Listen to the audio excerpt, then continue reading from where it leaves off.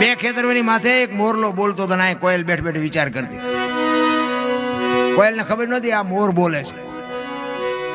શબ્દો પર ધ્યાન આપજો, અમુક અમુક વાતો બે દી પછી સમજાય છે, ચિંતા ન કરતા.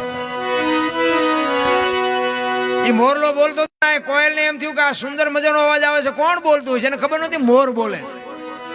ઘડીક થયું ને મોર બીજી વાર બોલ્યો. વરસાદ ઝરમર ઝરમર વરસતો હતો અને કોયલની બાપુ કહું મડી તૂટવો, એક મારે એને જોવા જવું છે, આ કોણ બોલે છે?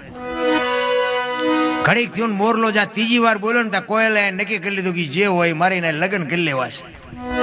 મનથી વળી ચૂકી. ઘડીક થયું વરસાદ રહી ગયો અને કોયલ મનાણી ઉડવા જે દિશા ઉપરથી અવાજ આવતો હતો ને, પણ કોયલ ઉડીને અહીંયા પૂગે ને એટલી વારમાં મોરલો અહીંયાથી ઉડી ગયેલો ને ઘોડ આવીને બેહી ગયેલો. એટલે કોયલે અહીંયા આવીને કીધું કે હમણાં સુંદર મજાનો અવાજ આવતો હતી, કોણ બોલતું હતી? કે ભાયડો બોલતો. હું કામ? કોયલ પાણાની મૂર્તિ જેવી થઈ છે કે આનું મોઢું જોઈએ ખાવા મળે એવું નથી. ભગવાને આને કંઠ કેવો આપ્યો એને ખબર નથી બિચારી, બોલવા વાળો વયો ગયો.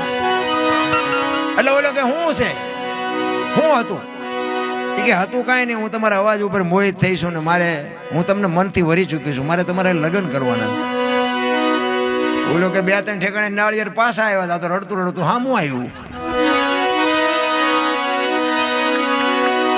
બે લગ્ન કર્યા ને પછી કોયલ કહે છે કે સ્વામિનાથ મને આ લગ્નનો કઈ સંસારનો મોહ નથી, મને તમારા અવાજનો મોહ છે, બોલો તો ખરા.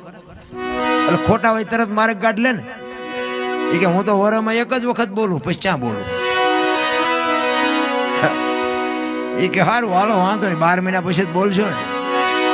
2 મહિના 4 મહિના 8 મહિના ફરીને મંડ્યો હાડ ધડકવા, વીજળી મનાણી આપને ચીરવા. અને બાપુ એ વરસાદના જ્યાં તૈયારી થઈને કડાકા ને ભડાકા મીડ્યા થવા, અને ત્યારે કોયલ કહે છે કે સ્વામિનાથ હવે તો વર વળ્યું, હવે તો બોલો. પછી જ બોલવું પડે. ઘૂ ઘૂ બોલ્યો ને 18 મણનો નિયાગો મૂક્યો. આવી છેતરવી મને કહેવું હતું પેલા. આપણા ઘરે જોવો ને જેટલી કોયલું નથી હલવાની, નકરી કોયલું હલવાની જેવું નથી હોય, જેટલા મોરલા ચીબરિયું હલવાના છે, પણ હાલ્યા જાય છે. આપણને એમ થાય કે આમના ગાડા પૂગી જાય સારું.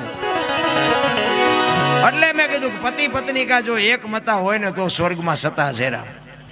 બૈરાને જો ધણી સમજી શકે અને ધણીને જો બૈરું સમજી શકે એની જ બાપુ પેટી ઉજળી હોય.